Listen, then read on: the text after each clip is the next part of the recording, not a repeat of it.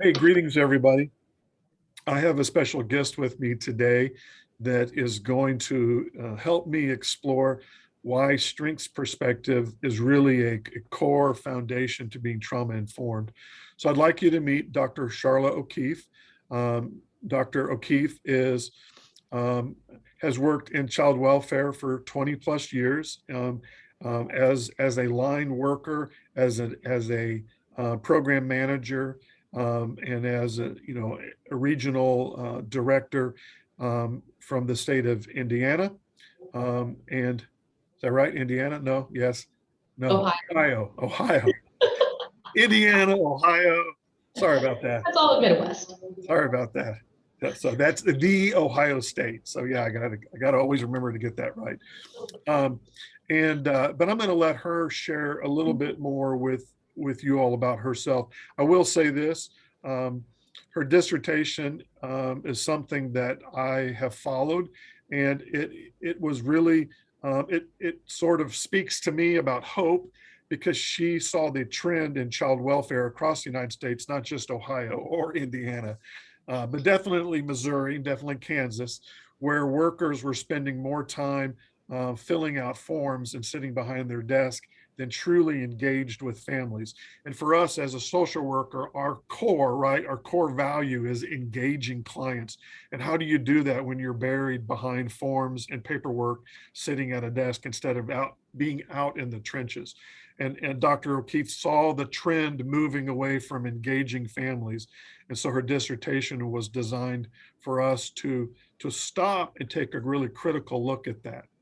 So tell us a little bit more, Dr. O'Keeffe, about kind of what you're doing now, and then we'll launch into our discussion about strengths.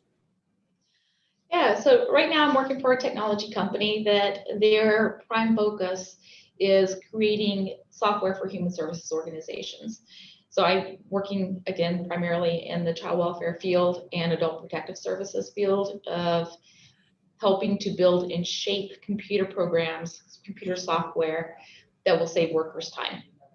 So less time filling out forms, and also digging out the dark data. So if you've in any kind of social work field, you know you end up with files that are inches, sometimes feet thick, and you lose information in the depths of those files. So using artificial intelligence then to sift up information and bring things like risk and strengths and needs to the forefront. So just to help inform caseworkers so they can make best informed decisions they can, not to replace those casework decisions because that human aspect of it is right is what we're trying to preserve, but to just make sure they have the right information.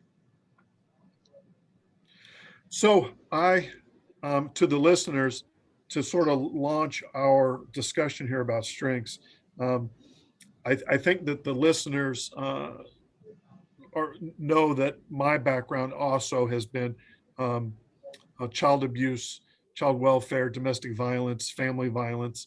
And so I've always thought about when I think about strengths on how to shift my paradigm, right? Because I started as a youth care worker and an advocate at the very base of my career. And you would get a kid, right, in residential who had an identified problem of stealing food. And so it would be labeled as a negative behavior. But the truth is that they came from a family system where, scurrying around, looking finding food was actually a strength. It's how maybe they fed themselves. It's how maybe they helped feed their little brother or their little sister. So in all reality, it was a strength. And when we move them out of that family system and put them in a foster home or put them in residential care, suddenly that behavior goes from being a strength to a negative.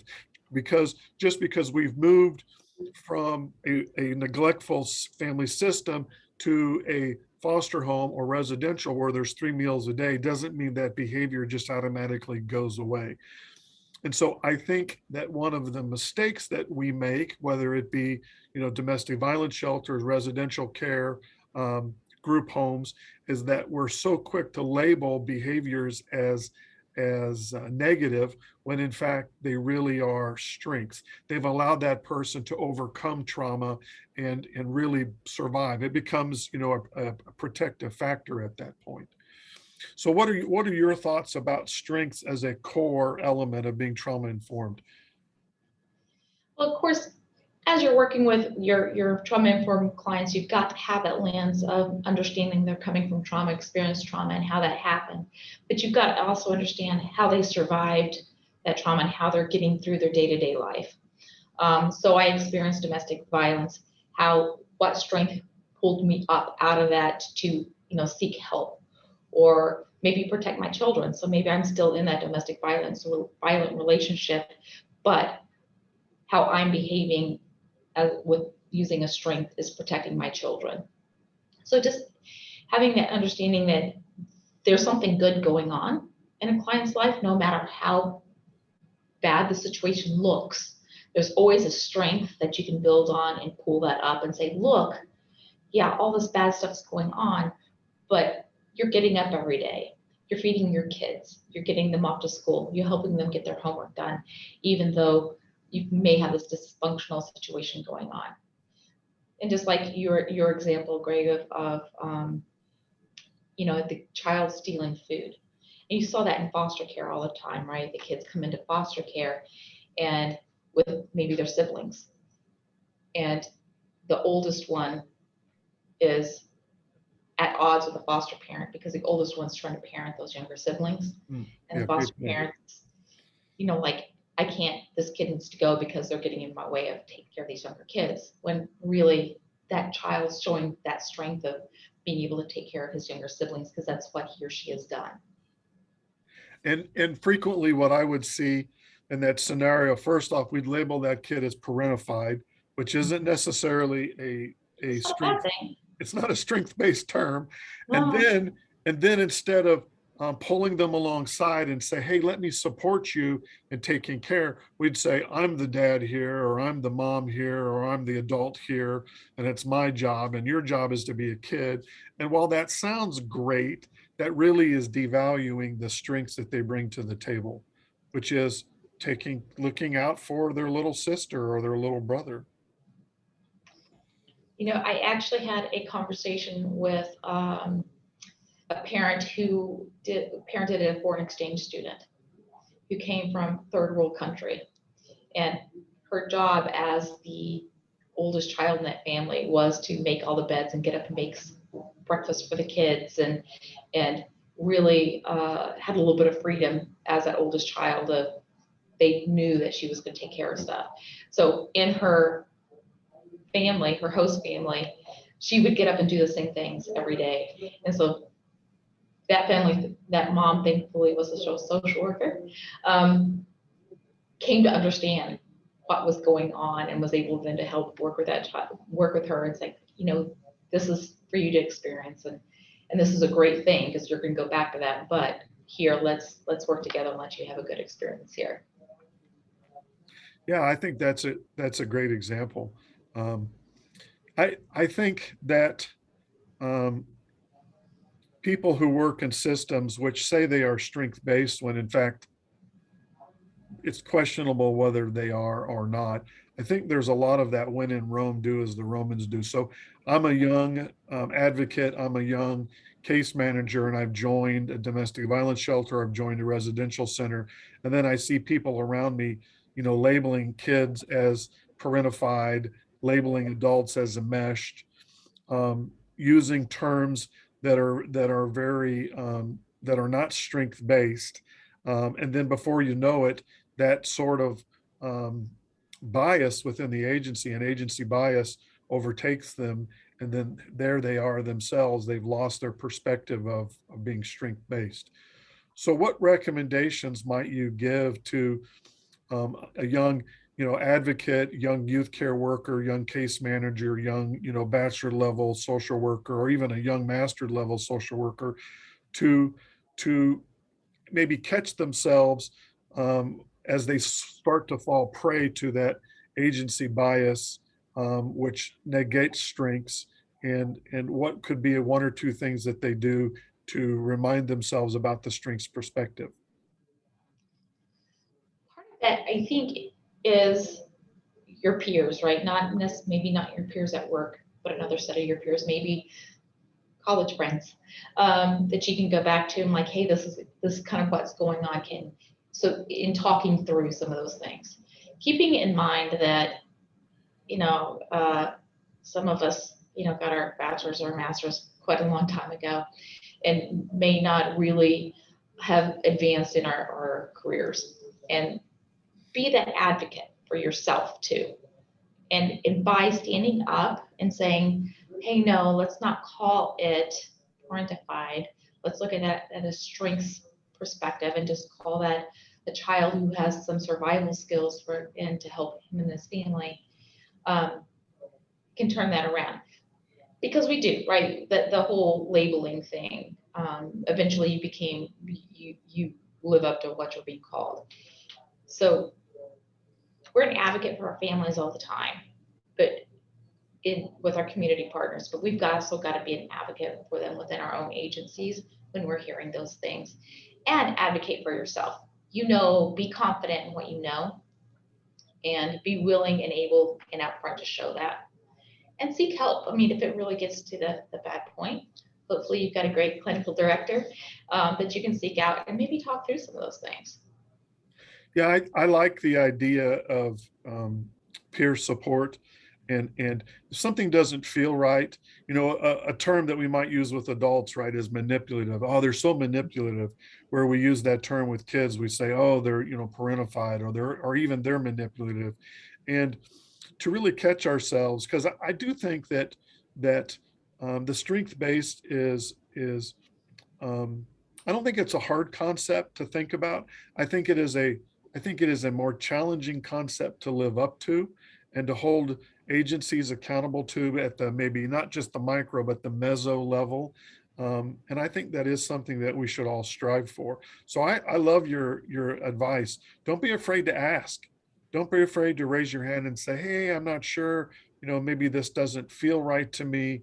Us, grouping clients into labels, um, uh, and and then call it out as we see it. Because I don't think we can be truly trauma informed if we're not also strength based. I don't think those can be separated. So if we're going to call ourselves trauma informed, we also have to be willing to truly understand and see our clients' strengths.